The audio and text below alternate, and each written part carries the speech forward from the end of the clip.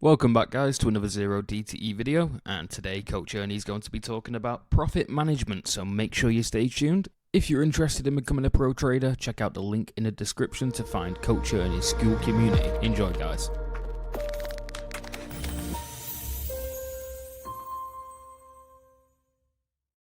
So I had a question about convex stack trades, right? Like 5-7 days out. They're really 3 to 5. 3 to 5. Once you get 3 to 5. Yeah, once you get beyond that, I call it the sigma drift. The That's only reason true. I make the distinction is that the convex stack acts a little bit more like a zero DTE trade in that you're using volume profile and VIX to adjust your trade. Once you get to sigma drift, then those constructs start having less effect on the trade, and then you just trade wider. Yeah, exactly. My question is more about in a low VIX environment. If you're doing like a convex stack trade, say 5 days out, I've been doing that 3 to 5 days out. And I notice like by the time they get to 3 DTE, if they're between the break even and the profit tent, if they have a little bit of profit, they start to lose premium really quickly, like decay kicks in. If it's a 5-day, like with 3 days left or 2 days left. And it's almost better to take it off then if it has a little bit of profit than wait, or Yes. you're going to You lose all that profit. Yeah, be opportunistic. Yeah, so I wondered if there was a recommendation on that. When do you think the decay starts to increase? That decay rate is going to be accelerating as you get closer to the expiration date. Yeah. And so on the first day, it's a little bit of a move. Second day, a much bigger move. Third day, it's now very close. It's running away from you, essentially. And the thing is, you don't know when the market's going to make a move, too. It doesn't often just make an incremental move over all the days of your expiration up to it. Very rarely does it do that. It'll choose one of the days, the first day, second, third, or fourth, or fifth day,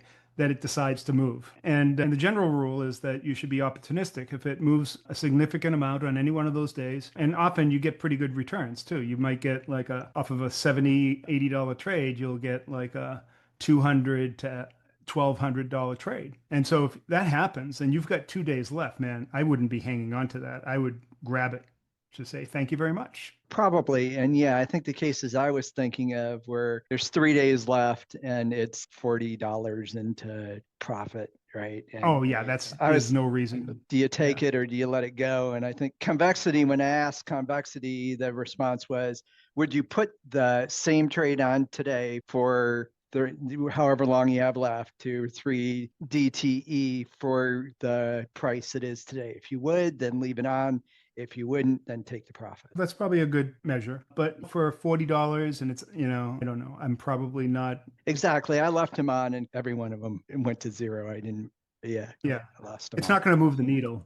Yeah, exactly. $40 is just not going to move it. And if the next day it moves big time, that $70 trade could turn into a $1,500 trade. So the answer is that in that case, I'm using the same thing convexity is saying, would I put that trade on today? Yeah, I probably put it on today for that price and then hold it I'm looking for a move. So you're already in the trade. So you might be up a few dollars. It doesn't really change it that much. Would you have put the trade on for what you originally paid for it plus the $40? Yeah, that's what convexity asked me, if I would put it on at the current strike price. Yeah, that's a judgment call. That can add up over time. And you can always replace it with another trade, right? Yep. So you've just literally paid for another trade.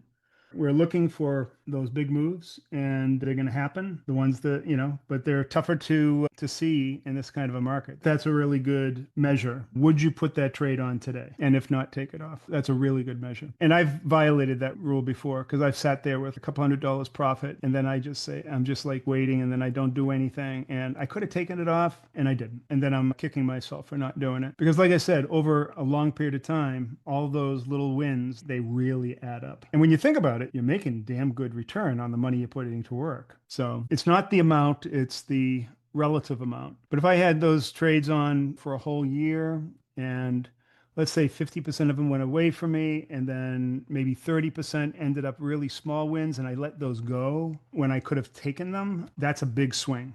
That's a really big swing. Just add it up. Let's say that each time you could have gathered $40 plus your 70. So now you're up 110 versus down 70, right? It's a $210 swing in your account. You do that 30 times over a year, that starts adding up to real money. Thanks for watching guys, I hope you enjoyed the video, and if you did, make sure you hit the subscribe button and the like button below. If you're interested in becoming a pro trader, remember to check